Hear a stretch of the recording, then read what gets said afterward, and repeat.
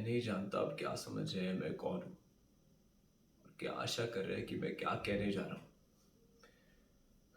आप शायद ये सोच रहे होंगे कि मैं इस नाटक में से कोई एक निश्चित इकाई हूँ, अभिनेता, प्रस्तुतकर्ता, व्यवस्थापक या कुछ और।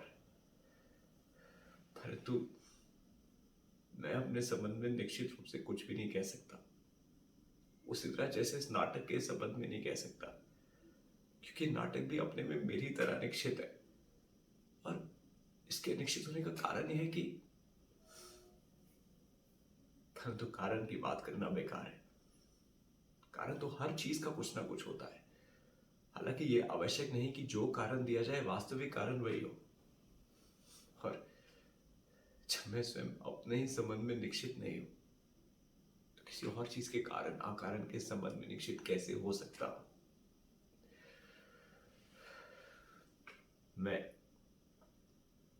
मैं वास्तव में कौन हूं? ये एक ऐसा सवाल है जिसका सामना करना इधर आकर मैंने छोड़ दिया है। जो मैं इस मंच पर हूं, या से बाहर नहीं हूं, या से बाहर क्या हूं, इसमें आपकी क्या दिलचस्पी हो सकती है कि मैं यहां से बाहर क्या हूं? शायद अपने बारे में इतना कह देना ही उचित होगा कि फुटपाथ पर चलते समय आप अचानक जिस दूसरे आदमी से टकरा जाते, वो आदमी मैं हूं। आप बस घूर के मुझे देख लेते, उससे ज्यादा मुझसे कोई मतलब नहीं रखते कि मैं क्या करता हूँ, कहाँ रहता हूँ, किन किन परिस्थितियों में जीता हूँ, किस किस से मिलता हूँ। आप मतलब नहीं रखते, क्योंकि मैं भी आपसे मतलब नहीं रखता। टकराने के क्षण में आप मेरे लिए वही होते हैं जो मैं आपके लिए होता हूँ। इसलिए आज मेरी जगह इस मंच पे आप भी हो सकते थे।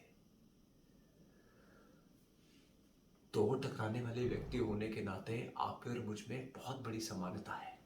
यही समानता आप पे और उसमें, उसमें और उस दूसरे में, उस दूसरे में और मुझ में। बहरहाल इस गणित की पहेली में कुछ नहीं रखा है। बात इतनी है कि मैं विभाजित होकर किसी न किसी अंश में आप में से हर एक व्यक्ति हूं। इसलिए नाटक के अंदर हूं या बाहर, मेरी कोई भी एक निश्चित भूमिका नहीं है।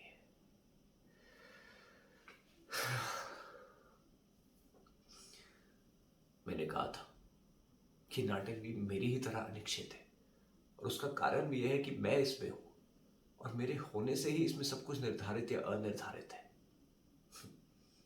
एक विशेष परिवार, उसकी विशेष परिस्थितियां। परिवार दूसरा होने से परिस्थितियां बदल जाती, मैं वही रहता। इसी तरह सब कुछ निर्धारित करता।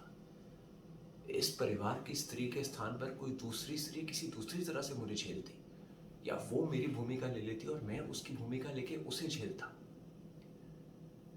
नाटक अंत तक फिर भी इतना ही अनिश्चित बना रहता, और ये जानना इतना ही कठिन होता कि इसमें मुख्य भूमिका किसकी थी, मेरी, उस स्त्री की, परिस्थितियों की, या फिर इन सब के बीच से उठते कुछ सवालों की।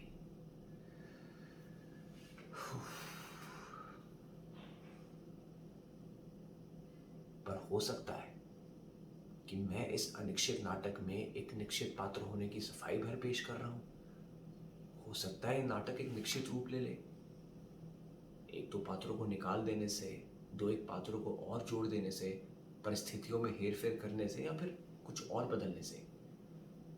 हो सकता है इस नाटक के आरंभ से पहले या नाटक देखने के बाद आप लोग कुछ सुझाव दे सके इस संबंध में।